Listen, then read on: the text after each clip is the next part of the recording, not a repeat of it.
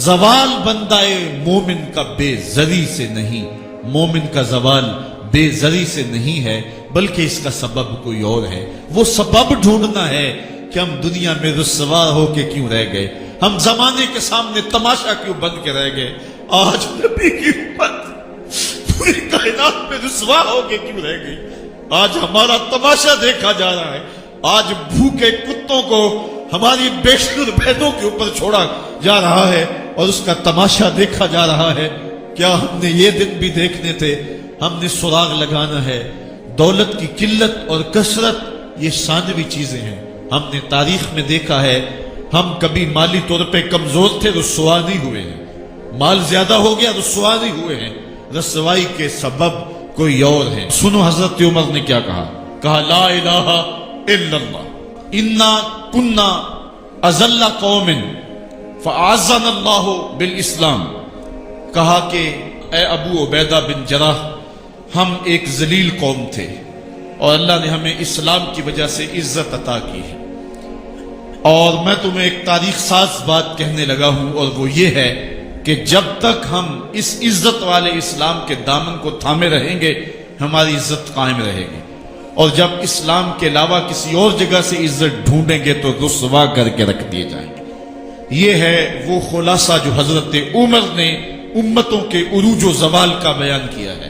اس امت کو جو خیرات ملی ہے تخت و تاج کی، وہ پینٹاگون سے نہیں ملی، وہ واشنگٹن سے نہیں ملی، وہ وائٹ ہاؤس سے نہیں ملی، وہ محمد عربی کے جوڑوں کا صدقہ ملی ہے۔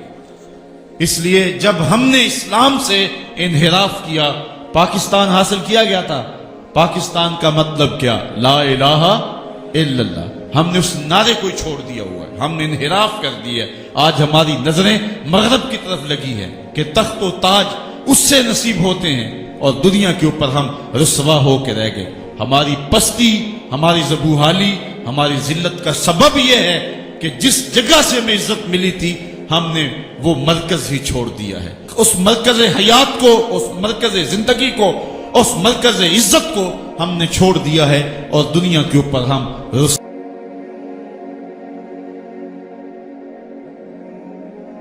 حضرت یحییٰ بن سعید فرماتے ہیں کہ حضرت عمر بن عبدالعزیز کا زمانہ تھا اور انہوں نے مجھے افریقہ کی جانب زکوٰۃ وصول کرنے کے لیے بھیجا۔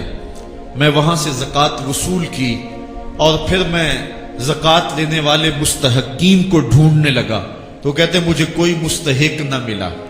پھر میں غلام پکڑتا اور اس کے پیسے دے کے اس کو آزاد کرواتا چلا جاتا۔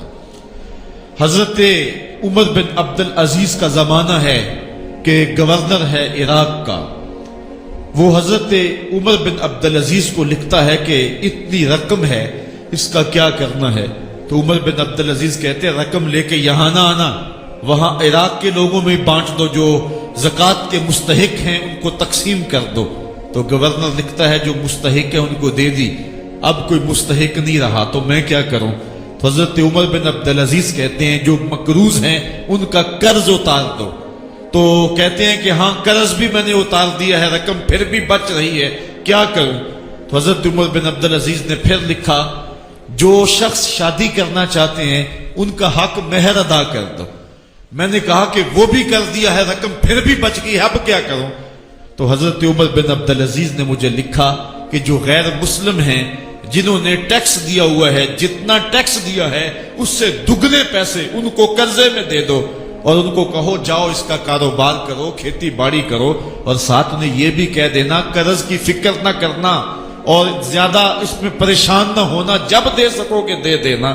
یہ دور بھی پھر اسلام نے دیکھا اور یہ گھڑیاں بھی دیکھی، جب چیتھڑے پہنے ہوئے تھے، جب پیوند لگے لباس پہنے تھے، جب پیٹ میں ڈالنے کے لقمہ بھی نہیں تھا، اللہ کا دین اس وقت بھی غالب تھا، اور جب گلیوں کے اندر ریشم بکھرا ہوا ہوتا تھا کوئی اٹھانے والا نہیں تھا، دین بکھرا ہوا ہوتا تھا کوئی اٹھانے والا نہیں تھا، دین اس وقت بھی غالب تھا۔